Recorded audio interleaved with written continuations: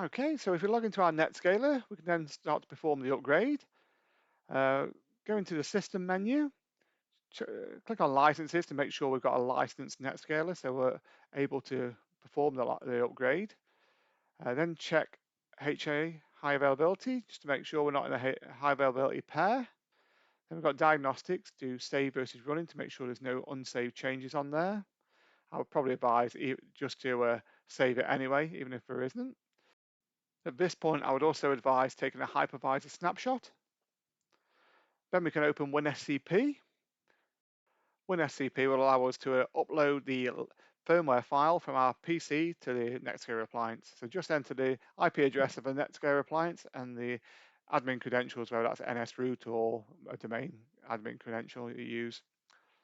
So just click login and then just accept it and then just click continue on here.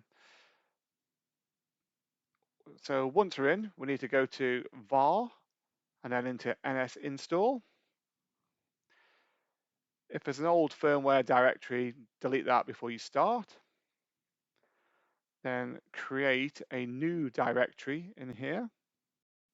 So what I do is find the firmware file first, and then I go and copy the name of that firmware file, apart from the .tgz, and I'll use that in the right-hand pane, just right-click and then do new, and then directory, and then just paste the name there, so our directory is called that.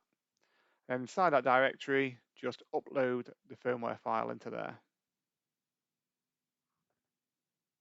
That'll just take a few seconds.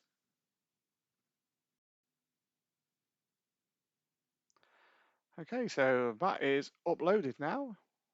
So we can open Putty now and connect to the NetScaler. So just enter the IP address of the NetScaler and then enter the NSRoot credentials afterwards.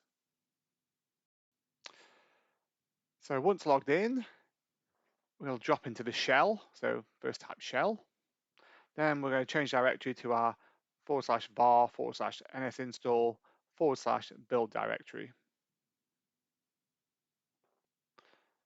Yep, so we're in there now. So do an ls, we can see the firmware file there. So we're going to run the command tar-xvzf and then build name.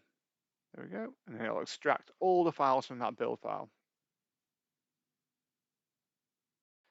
Once the files are extracted, then you can delete the build file by running the command rm space buildname.tgz. To upgrade, run the command /install ns. That will then kick off the upgrade. You may be prompted to delete old keys and stuff on there. So if you get that prompt, just click yes or enter Y and then press enter to continue the upgrade.